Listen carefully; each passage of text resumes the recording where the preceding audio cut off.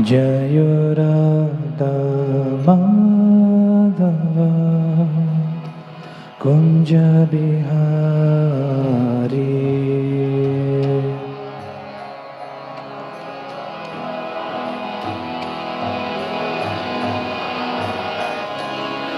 Gopi Jana Vallabha Girivaradhari.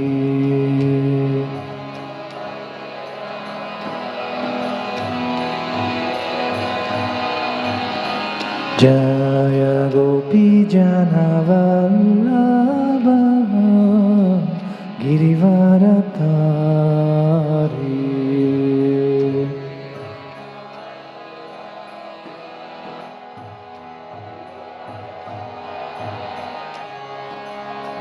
Yashoda Nandana Vrajajana Ranjana.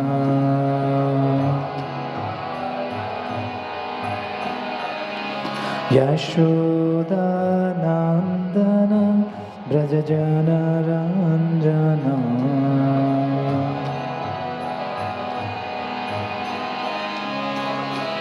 Jamuna Tira Vanachari.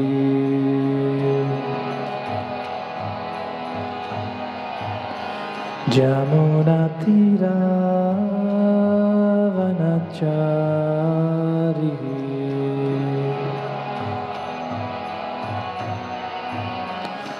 Jayo Radha Madhava Kunja Bihari.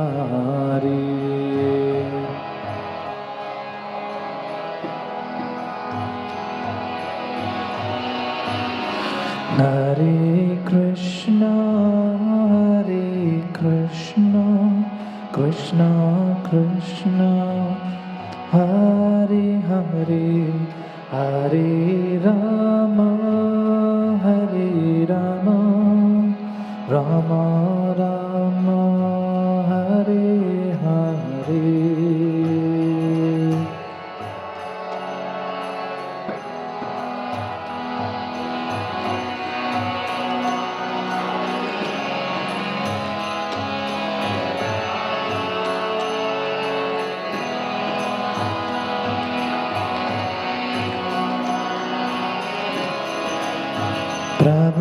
Prabhupada, Prabhupada, Prabhupada, Jayo Prabhupada.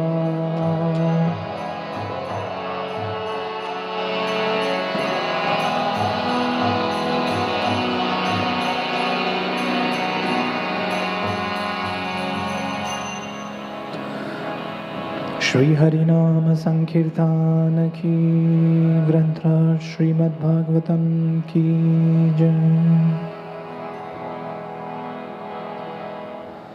Om Namo Bhagavate Vasudevaya. Om Namo Bhagavate Vasudevaya. Om Namo Bhagavate Vasudevaya. Narayanam Namaskrityam Naram Chaiva Narottamam Devim Saraswatim Vyasam Tato Jayamudiraye Nashtaprayeshu Abhatreshu Nityam Bhagavata Sevaya Bhagavati Ruttama Shloke Bhaktir Bhavati Naishtaki Krishnaya Vasudevaya Devaki Nandanaya Cha Nandago Bhagumaraya Govindaya Namo Namaha.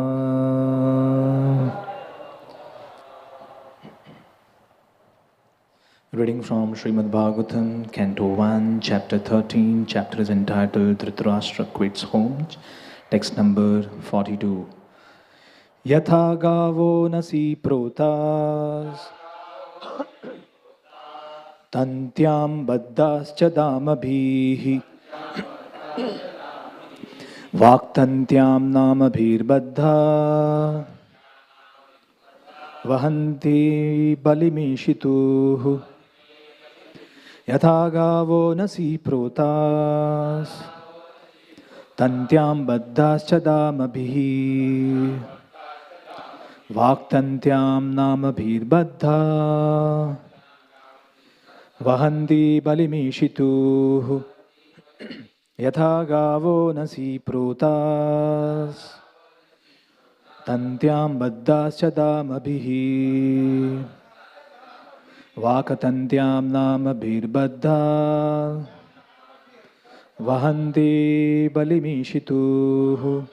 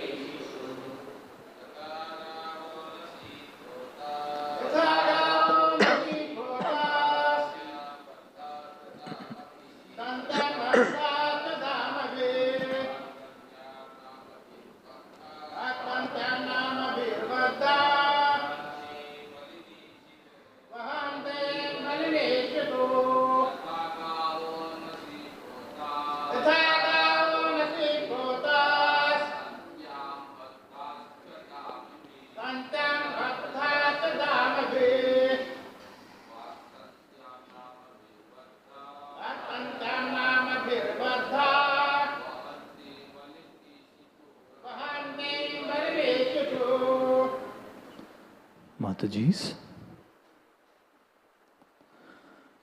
Translation and purport by His Divine Grace A.C. Bhaktivedanta Swami Srila Prabhupada.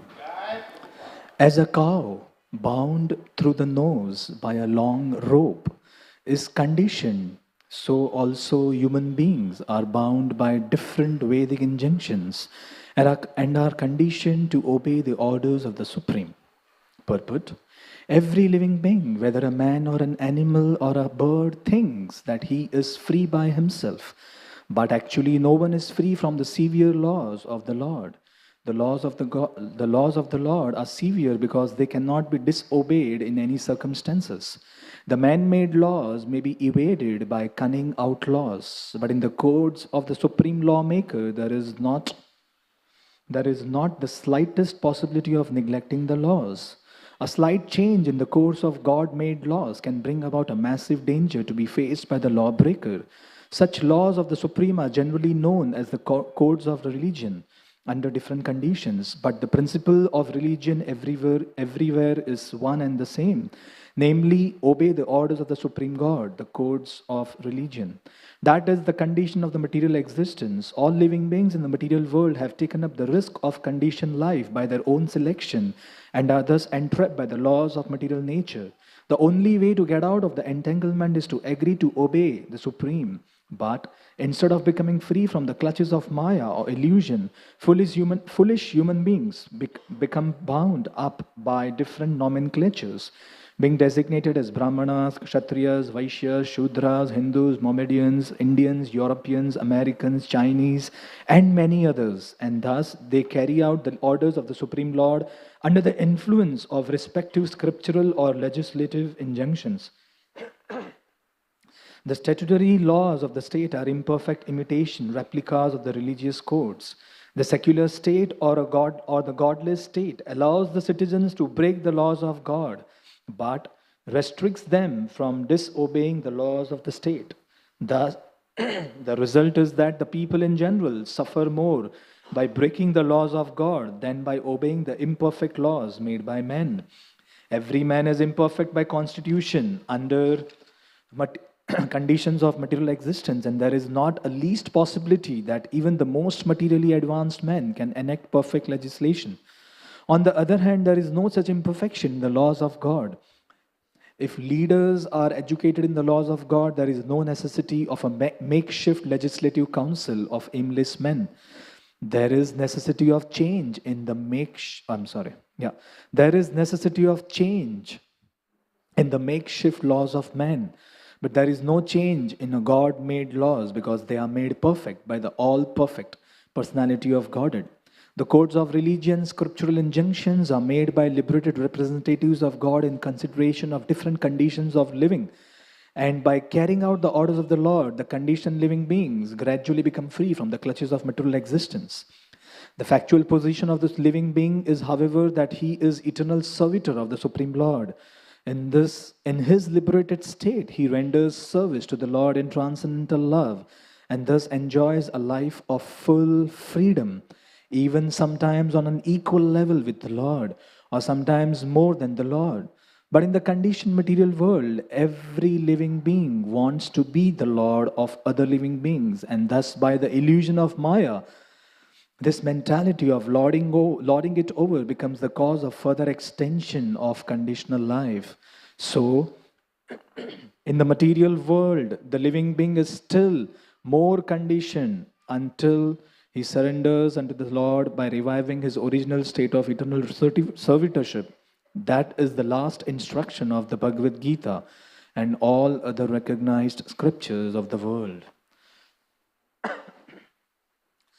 Om Ajnanatimirandhasya Jnananjanashalakaya Chakshurunmilitam Yena Tasmai Shri Guruve Namaha Shri Chaitanya Manobhishtam Sthapitam Yena Bhutale Swayam Rupa Kadameyam Dadati Swapadantikam Vande Aham Shri Guru Shri Yuda Padakamalam Shri Gurum Vaishnavamscha Shri Rupam Sagrajatam Sahagana Raghunathanvitam Tam Sajivam Sadvaitam Zavadutam Parijana Sahitam Krishna Chaitanya Devam Shri Radha Krishna Padan Sahagana Lalita Shri Vishakhanvitamscha He Krishna Karuna Sindhu Dinabandhu Jagatpate Gopesha Gopika Kanta Radha Kanta Namostute Tapta Kanchana Gaurangi Radhe Brindavaneshwari Vrishabhanusute Devi Pranamami Hari Priye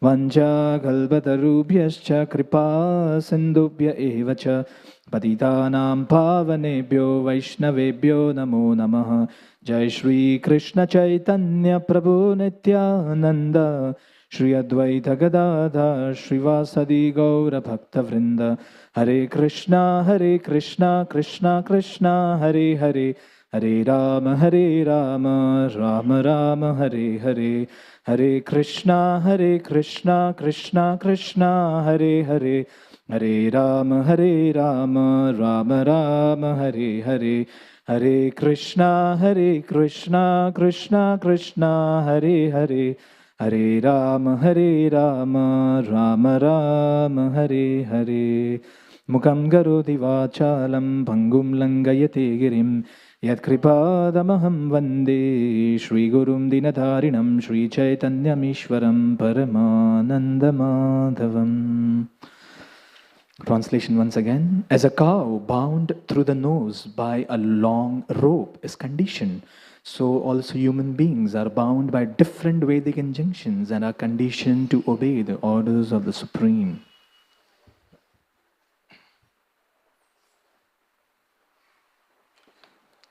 Seek the blessings of all the devotees. Can speak something worthwhile on this very, very important topic that's being discussed here in Srimad Bhagavatam.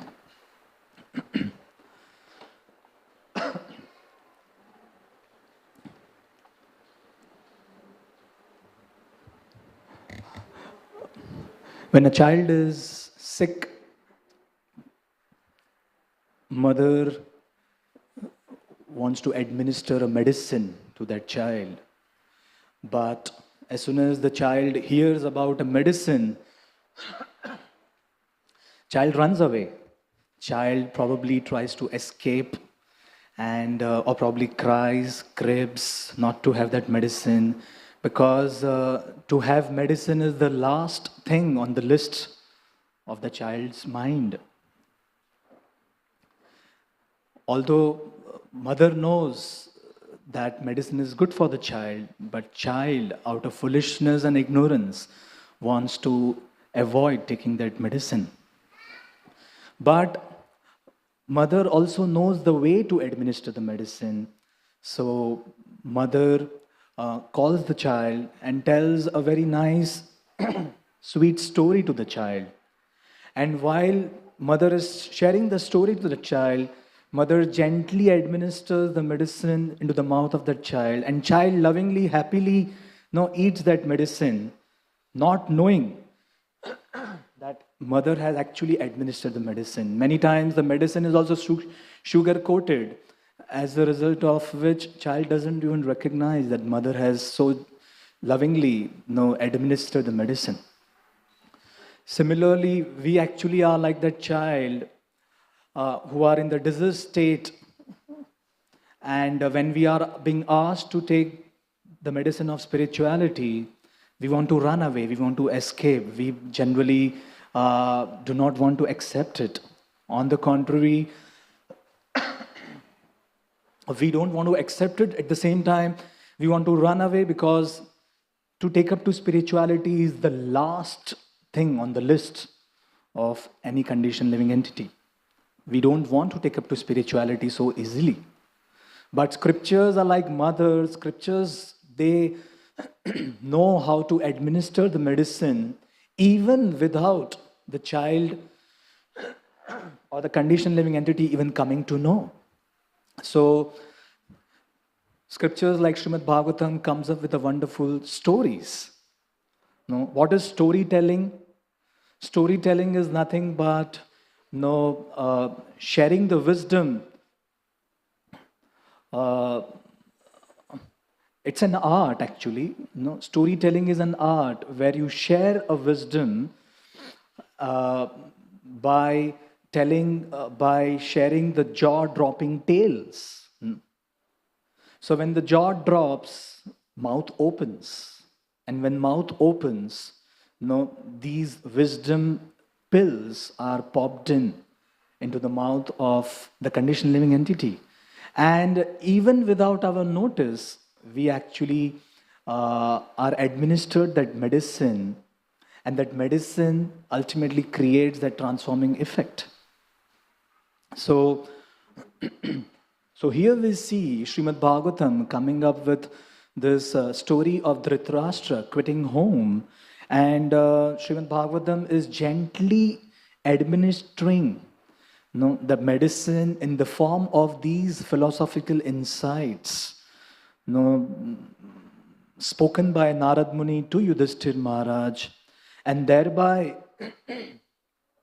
creating transformation in our life.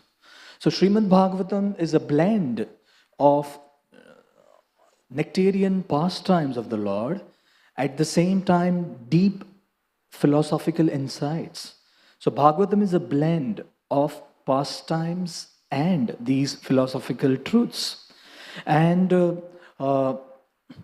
only hearing the pastimes of the Lord in and of itself is purifying, no doubt. But these philosophical truths, when heard, helps us to maintain that purity. So we experience the purifying effect, but for a very short time. But when we also hear these philosophical insights, these truths help us maintain that purity in our life. Or many a times, if we simply hear the pastimes of the Lord, that may make us sentimental. That may lead to sentimentalism. So we also need these philosophical truths which will keep us grounded. Or if we only hear the philosophical truths, that may lead to dry speculation, or that may make us fanatics. So we need Srimad Bhagavatam in our life.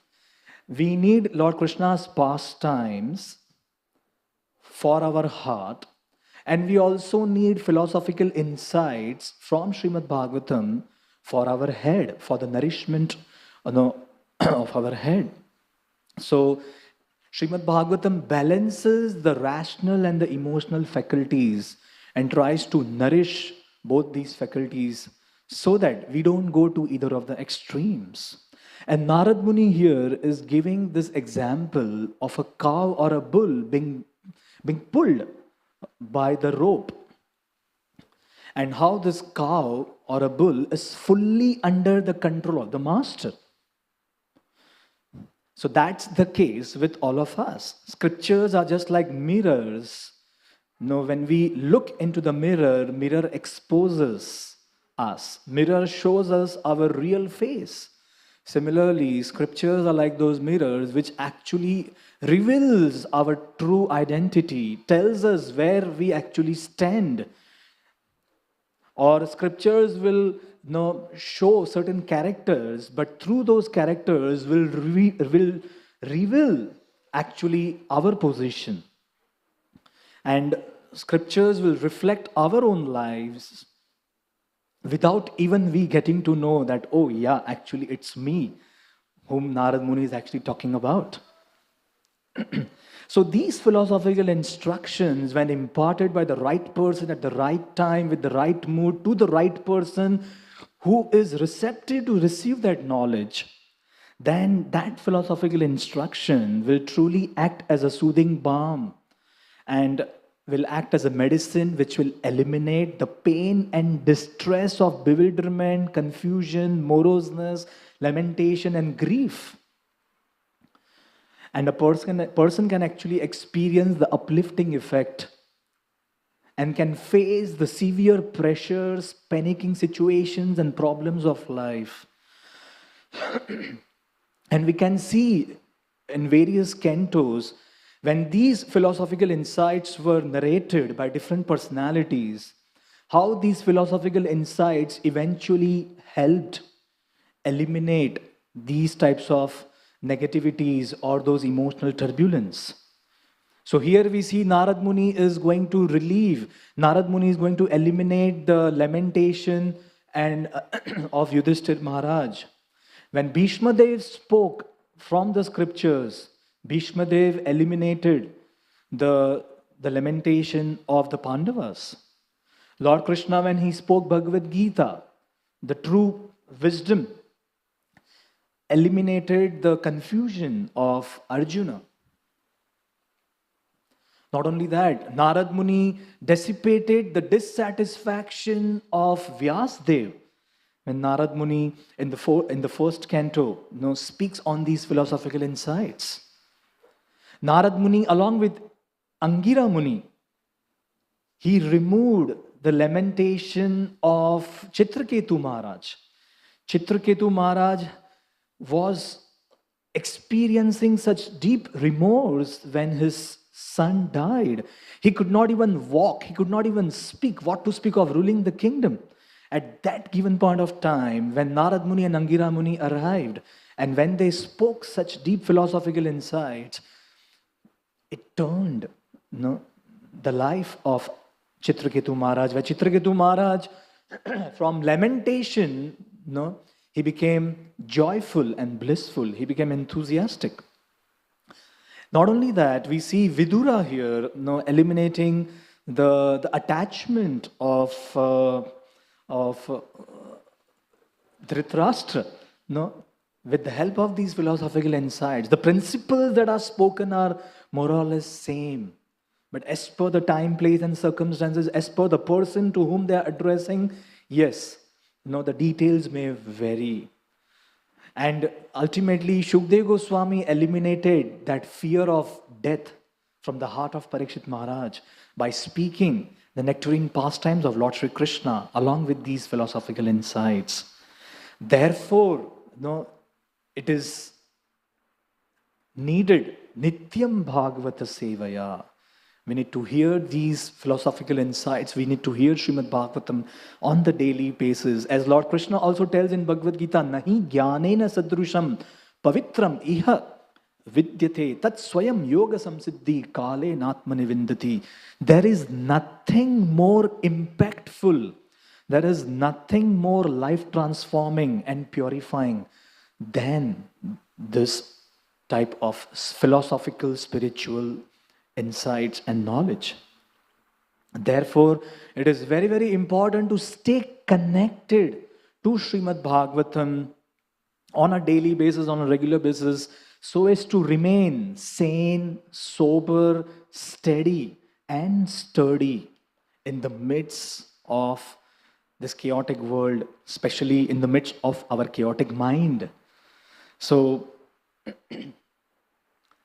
so we all cannot deny this fact that we all go through these types of negative emotions in our life in some phase of our life, and taking shelter of these types of philosophical truths help us recover and get over from these setbacks faster.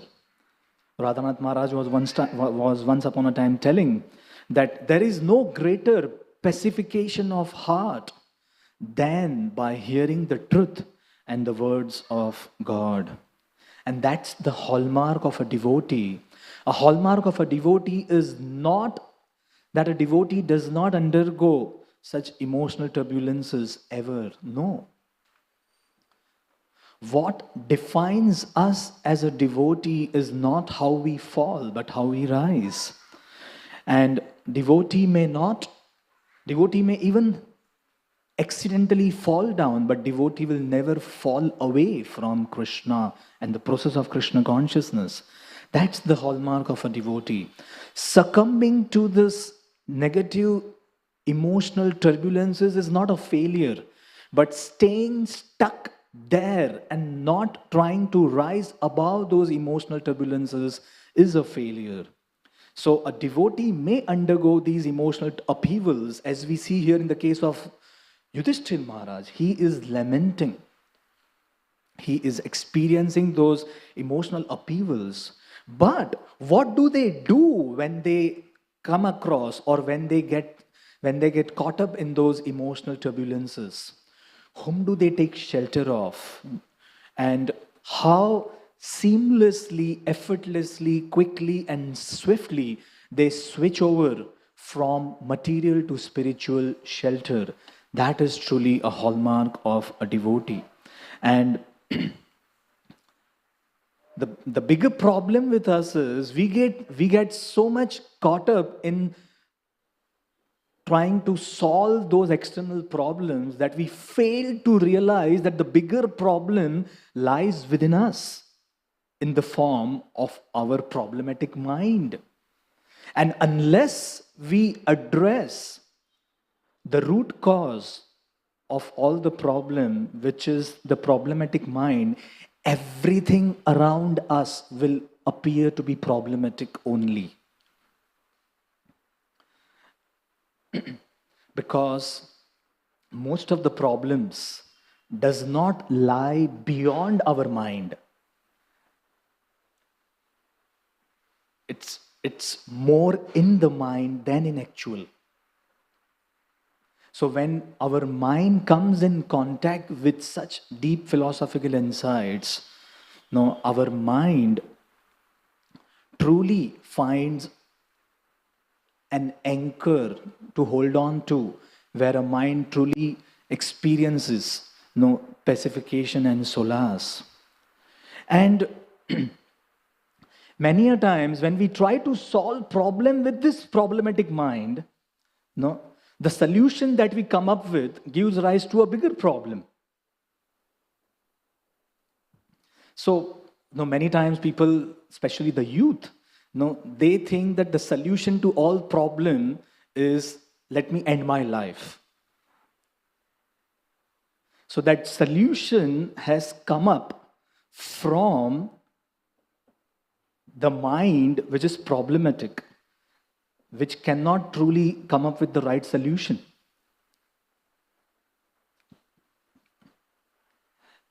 So our rational faculties many times are so faulty that the solutions also that comes out from those faculties turns out to be very faulty, and probably it boomerangs on us. So it is more important to solve the number one problem, that is our problematic mind, than trying to search out for the solutions or a quick fix solutions for the things of this world. And that's what Bhagavatam actually does. Bhagavatam addresses the root cause. Mana eva paramam karanam, as the 11th canto of Srimad Bhagavatam states. So solutions to the problems in this world gives rise to a bigger problem. There was one couple, who got into a long-standing fight. So they decided to get divorced. They went to the court. The judge asked a question. Judge said, "You have 3 children. Now tell me, how are you going to divide the 3 children amongst you?" So they had a long discussion. They started thinking aloud. And then they told the judge, "Okay, we will come next year with one more." That means we will have 4. So when we come up with 4, then probably, we can divide that. Now, story doesn't end there. After 9 months, they got twins. That means instead of getting the 4th one, they got 5. So now story doesn't end there. Now they were in a fix. What do? We want divorce. But then, we have to divide equally. But now we have 5. So then they decided to abort the child. I heard this story somewhere. I hope this story is not true. So they decided to abort both the childs. And in the course of aborting both the childs, mother ended up with complication and mother left her body. So this is a typical scenario, just one example of the many, where we try to find out some quick fix solutions, and those solutions eventually give rise to a bigger problem. So these philosophical insights actually purifies our mind and gives a clarity of vision. What should we be doing when we come across these types of negative turbulences in our lives? Evam prasanna manaso bhagavad bhaktir yogatah bhagavad tattva vijnanam. What is that? Mukta sangasya jayate. Vidyate hridaya granthi siddhyante sarva samshayah kshiyante chasya karmani mukta drishta evatmanishware. So one of the very important philosophical truths that's being discussed today here in this verse is how Narad Muni is telling that we are all in a strong grip. We are fully controlled. No one is independent, even if we think that we are, but we are not. And we are so brilliantly controlled by these subtle laws that we are controlled, but we still don't realize this fact that we are controlled. There was one student. Teacher asked a student, "Can you tell me Newton's second law?" Student is telling teacher, "Teacher, don't you know I am a student of science and not a law student?" Teacher said, "I know that you don't know anything. You simply think that you know, but you don't know anything." So many a times, we may be thinking that we know something, but actually we don't know much of the many things. And similarly, here Narad Muni is saying that you may be thinking that you are free, but we are not free. Just because I think a lot doesn't make me a deep thinker. There are people in this world who think a lot, but that doesn't make them great thinkers. Similarly, we may be thinking that I'm independent, but that doesn't truly make me independent, because we are not free from the implications of the laws that we are bound to. And Prabhupada said, we may have independence, but that independence is very minimal. Prabhupada said, little control means no control. Little independence means no independent. And we may even want to break the laws in order to enjoy, but still we cannot, because Narad Muni is telling here that a cow which is tied to a pole by a rope, that rope may have a radius of 5 meters. So that cow can only, within the diameter of 10 meters, can either sit, walk, jump, run, but cannot fly.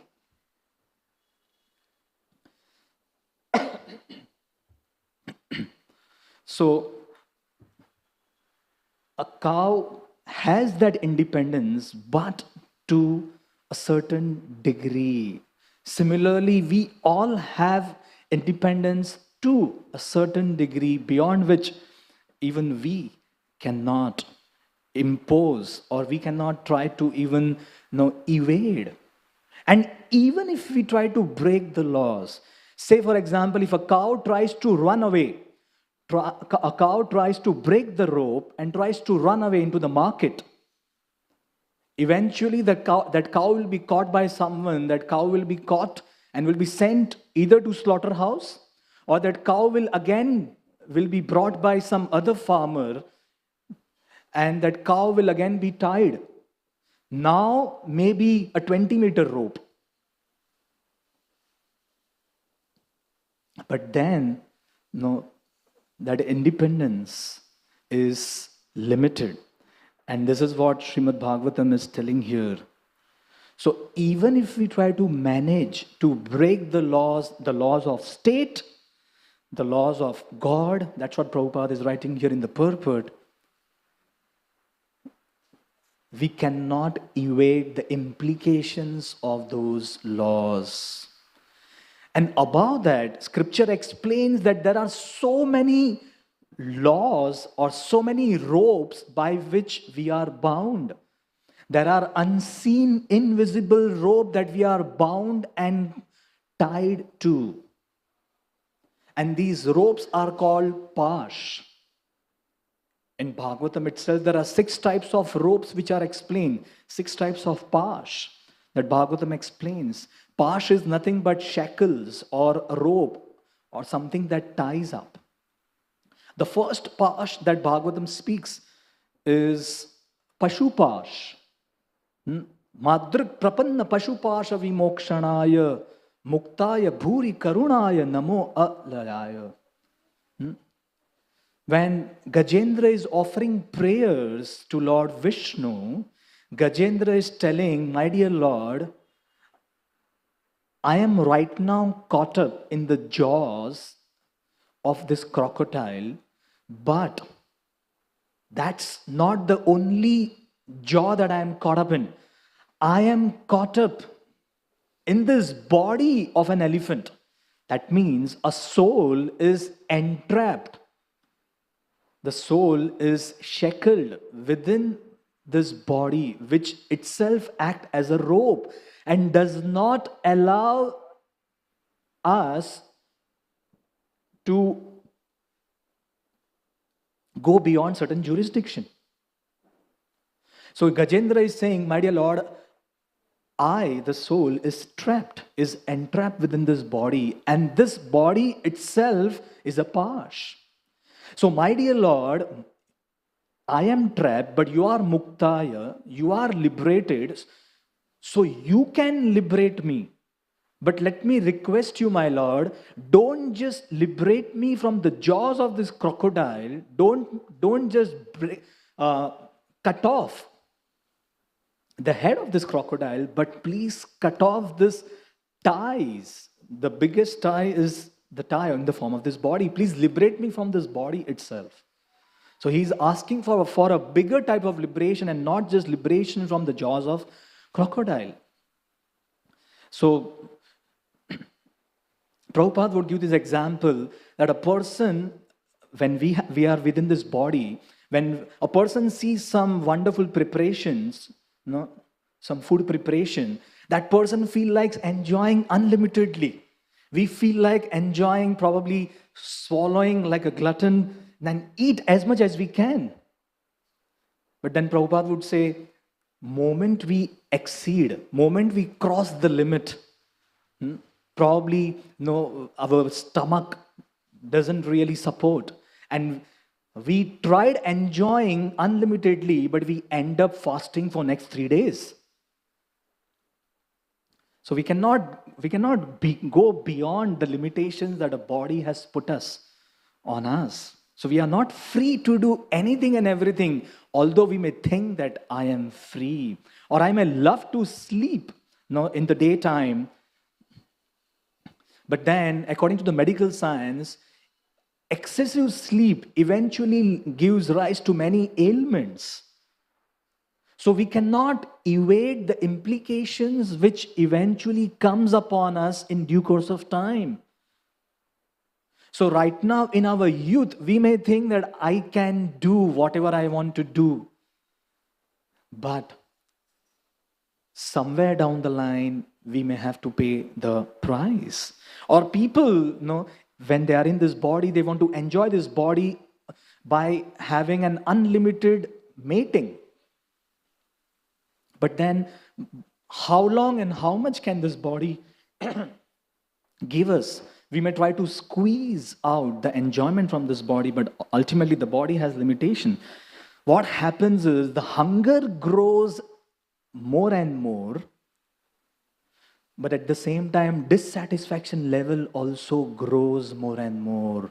As a result, a person eventually experiences a lot of agitation, frustration, and apathy towards spirituality. That's one of the greatest disadvantage of enjoying unrestrictedly in this material world.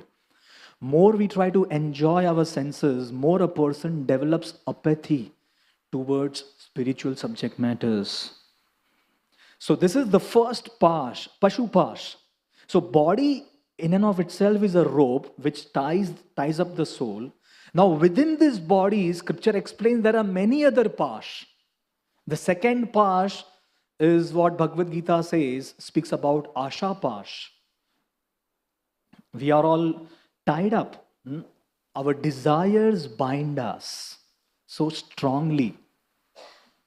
Asha Pasha Shater Baddha Kama Krodha Parayana Ihante Kama Bhogartham Anyayana Artha Sanchayan. So Krishna is telling that the person, everyone is bound by not just one, but Shater Baddha. Now we are all bound by hundreds and probably thousands of these desires. And these desires, they keep us hostage. And what is the result? Kama Krodha Parayana. Instead of become Rama Parayana, we become Kama Parayan. And just as Ram is followed by Ramanuja, Lakshmana, instead of being followed by, instead of following the instructions of the spiritual master who is like Lakshman, we know what follows is Kamanuja, that is anger. That's what Krishna is telling here. Kama Krodha Parayana. So this is the irony of life. Asha nama manushyanam kashchit ashcharya shrinklavad yatha baddha pradhavanti mukta tishtanti panguvat. A person who is tied by a rope should be sitting at one place because a rope will immobilize that person.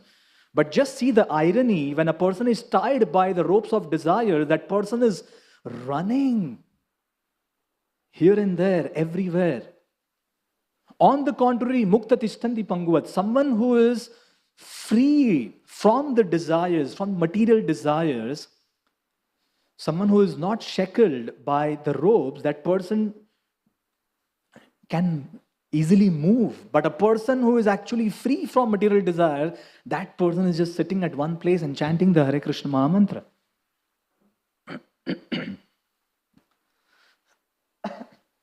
So the material desires that binds us, they doesn't act like a prisoner's shackles. Because prisoner who is shackled by those strong janjeer, cannot move. So material desire that binds us does not act like a prisoner's shackles, but it acts like the puppeteer's string. So material desire, they act like this puppeteer's string which makes us dance at its tunes. And just as we cannot see the strings, we cannot even realize this fact that these material desires are making me more and more restless day by day. And person is so much bound that it becomes very, very difficult. So many people, they enter this hell of alcoholic addiction, and they imagine, initially at least, that they are entering in an arena of freedom. But no, and because they think that I am free, and especially I am, by drinking this alcohol, I am breaking free of those age-old tradition that we should not be drinking. So that person thinks that I am breaking, I am trying to escape, and I want to actually show to the world that no, I have broken these Vedic laws, injunctions. But then what happens? What begins with an exploration ends up with an addiction, where a person or that urge for drinking becomes so unresistible or irresistible that drinking alcohol becomes a quick fix and an easy escape way when a person can't cope up with the material stress. And eventually the person is so bound that can't give up. So we may be thinking, oh, Netflix cost only 499 rupees. It just doesn't cost 499 rupees. It cost our time. We think that a Diet Coke cost only 30 rupees or 40 rupees. But it cost us our health. Or we may be thinking that social media is free, but it costs us our focus. So this is the law. When something is available free, then you and me are the product. Where the media, everyone buys us, can easily trap us. So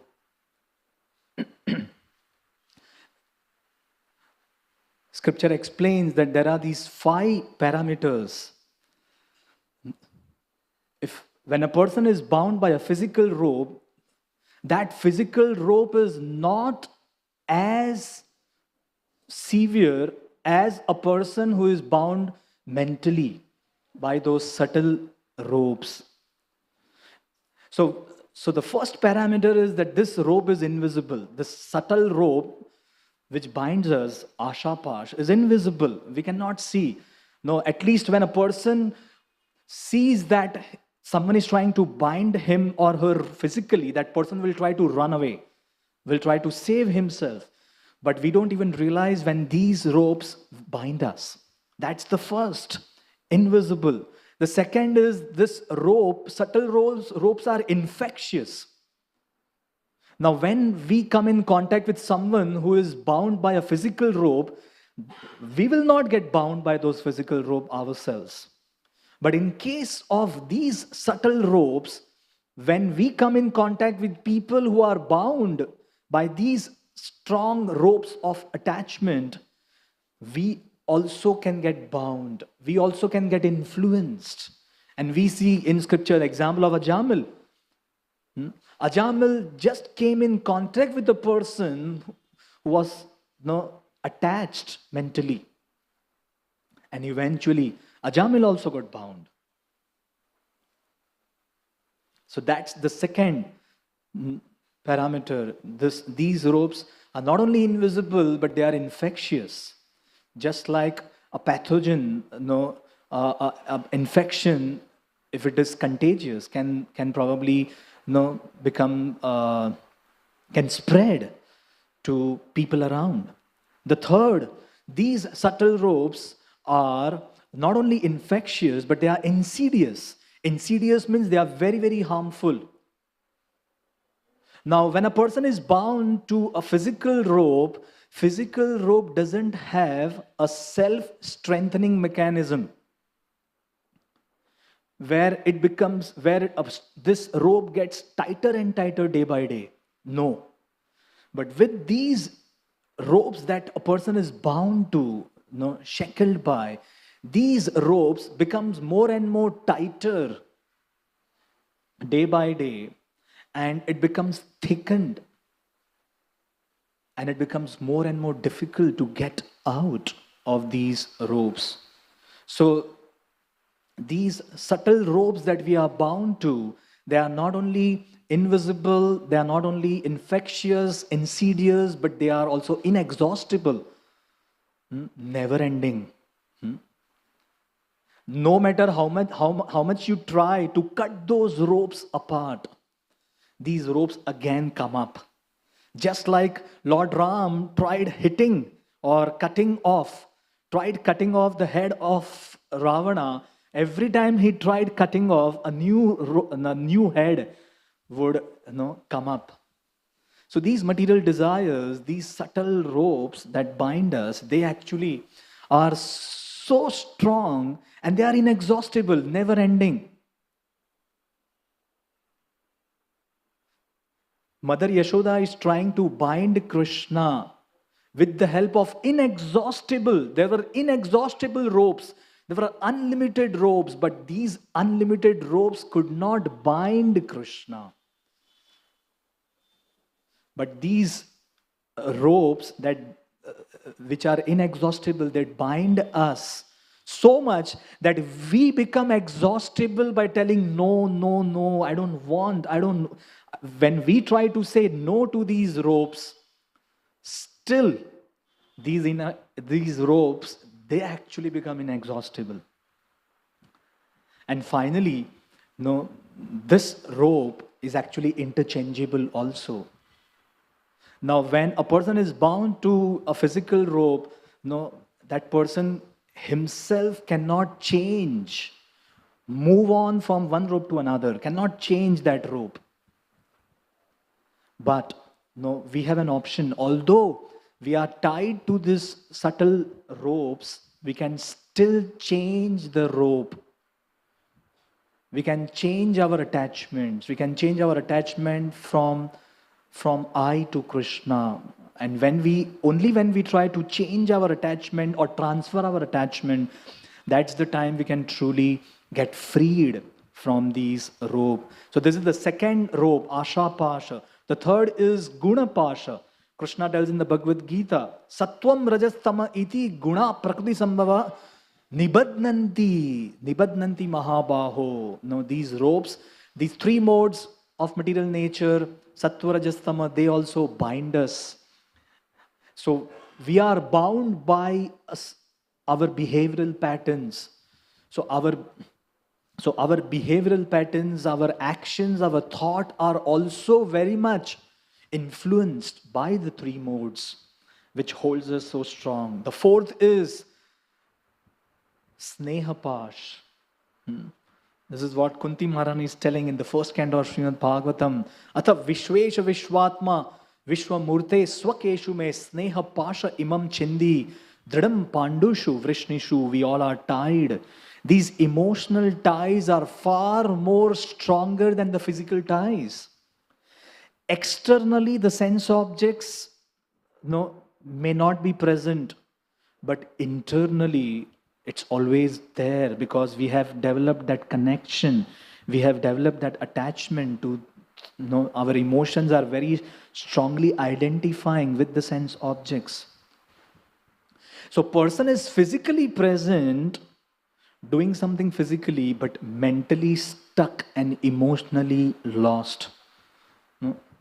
There was one boy who told his girlfriend, चलते चलते रुक जाता हूँ मैं, सोते सोते उठ जाता हूँ मैं, खाते खाते रुक जाता हूँ मैं, सोचते सोचते खो जाता हूँ मैं, क्या यही प्यार है? So, this girl heard what this boy is telling. This girl said, "अरे वेड्या, हा फक्त एक अशक्तपणाचा लक्षण आहेत." A boy thinks that, oh, he's in love, but he's so stuck, doesn't realize. So the emotional faculty many times, just eats up our rational faculty so much, especially with the sneha pash, that person loses the sense of discrimination and actually experience weakness of heart. So that's the power of sneha pash. Someone asked a person, why are you crying? Who hurt you? This person said, no one. Then why are you crying? He said, it's only my expectation and emotional attachment which is hurting me. Nothing else. So, as they say, you may take me out of India, but you cannot take India out of me. That's what is emotional attachment. A person identifies himself or herself with so much with the country or with the people around that that we may try to take sense objects out of our vision or out of our mind, but we can't take our mind out of those sense objects. So this is the fourth type of attachment, that is sneha pash. The fifth is bhava pash.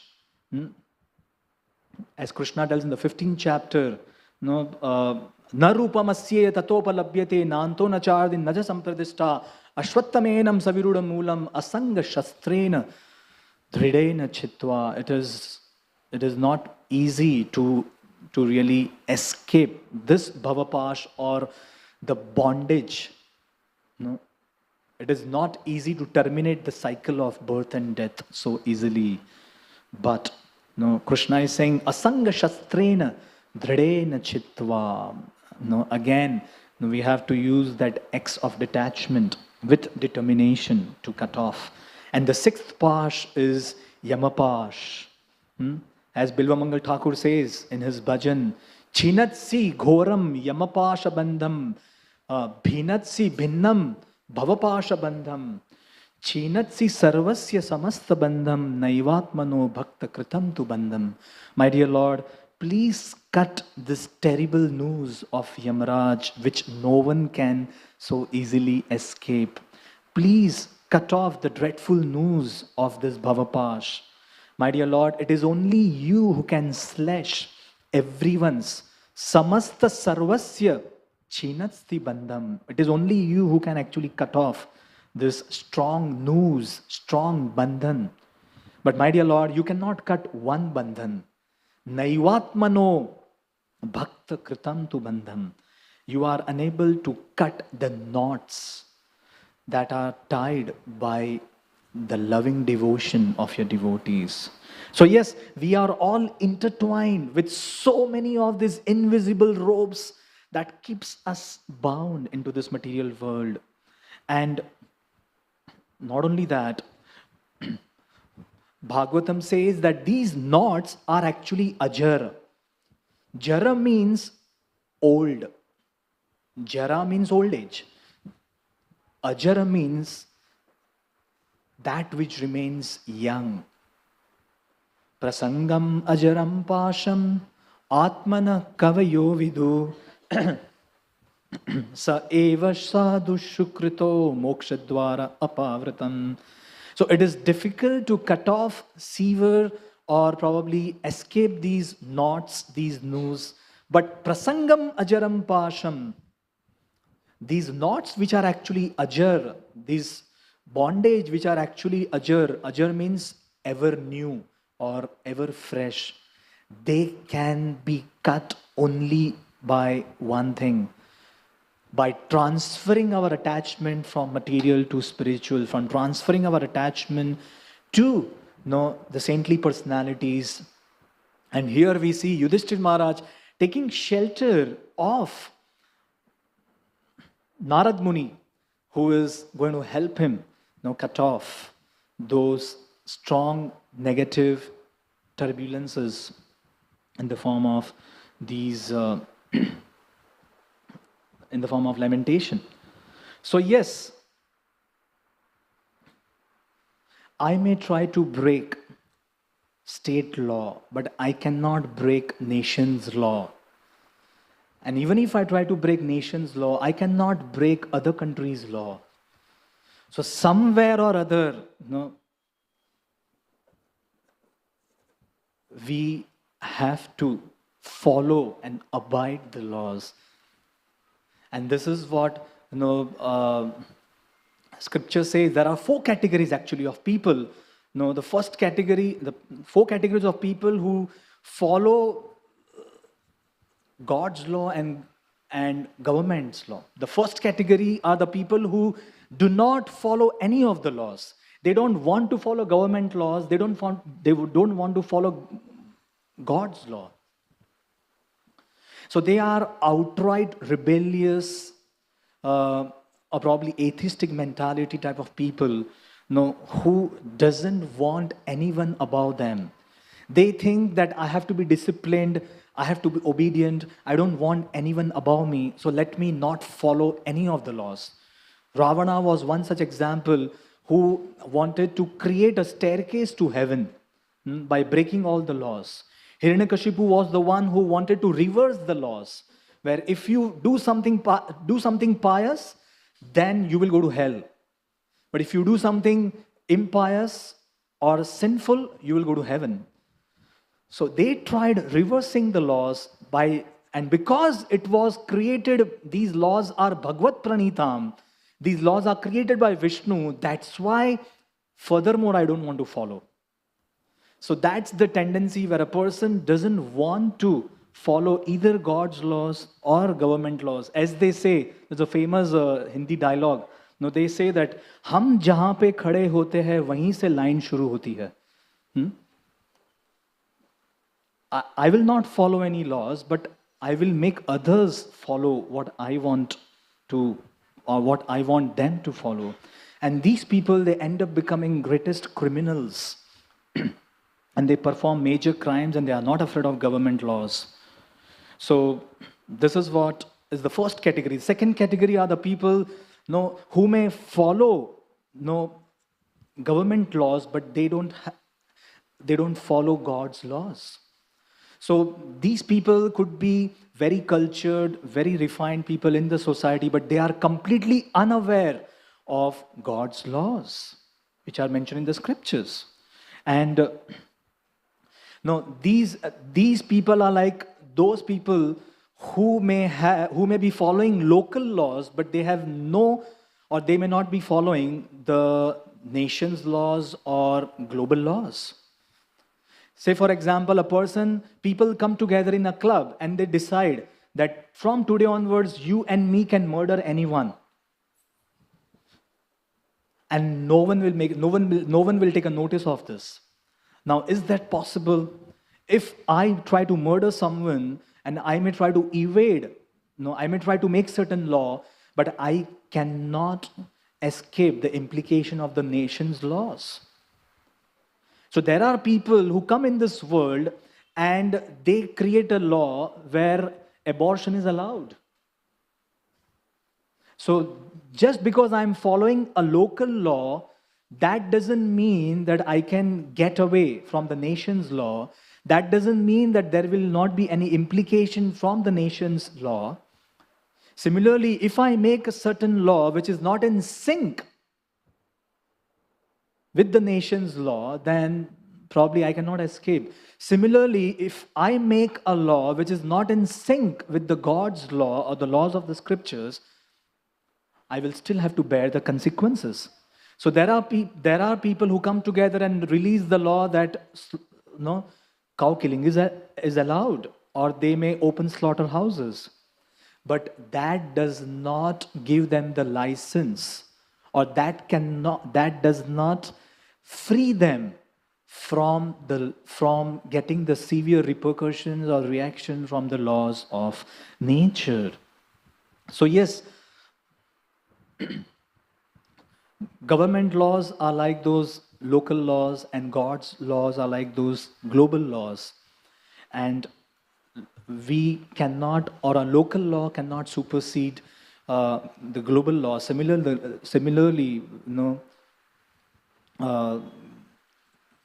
we cannot supersede God's laws. The third category are the people who follows God's laws, but they do not want to follow government laws. And this is especially important for devotees to take note of. Just because we are devotees doesn't give us the license to break government laws. Just because I am following God laws doesn't mean that I have a liberty to break any laws. One time, Srila Prabhupada was arriving at the airport and devotees were to go and pick up Prabhupada from the airport. And as usual, devotees got late.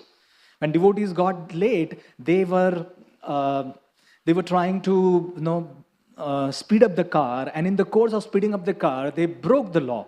And when they broke the signal, the police caught.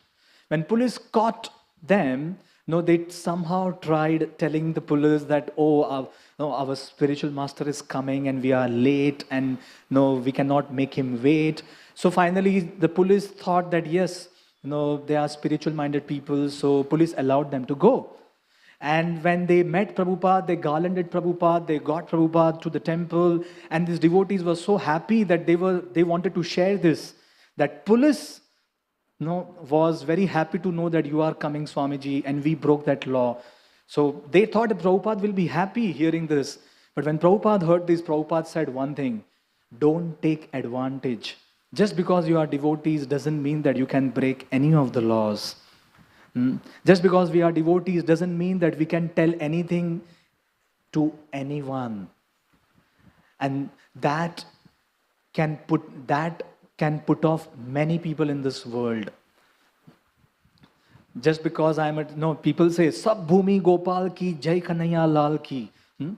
And because I also am a devotee, so I can behave the way I want to. I can talk or I can deal with people around.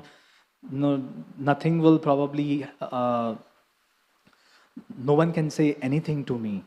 But this is something which we also have to be very, very careful. We also have to abide by the government laws. And we have this famous example from Chaitanya Charitamrita in the Antya Leela. When one of the devotees of Lord Chaitanya Mahaprabhu was being arrested and was being severely punished just because he had not paid the dues to the government. I think it was Gopinath Patnaik in Chaitanya Charitamrita. Chaitanya Mahaprabhu said that, hey, why you are coming to me? He's not paid the basic dues to the government. Actually, he's at fault. But then devotees finally requested, please pray for him. It's only by your mercy that he can be released. And then Chaitanya Mahaprabhu said, you please pray to Lord Jagannath. Jagannath will do the needful. So yes, these are the third category, when someone follows God's laws but does not want to follow government laws. And the fourth category is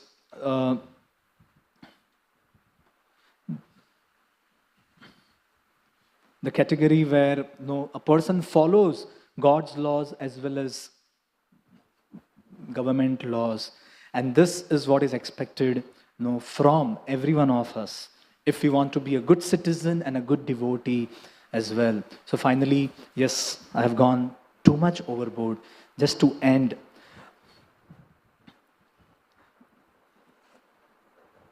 Narad Muni is here telling us that ultimately, whoever a person is bound by the ropes. We all have to follow certain laws, codes of conduct. So when a cow happily gets bound, then cow gets its daily necessities by the master. Cow doesn't have to go here and there to search. Similarly, we as disciples, if we lovingly get bound by the instructions of spiritual master, then it is Krishna who will actually take care.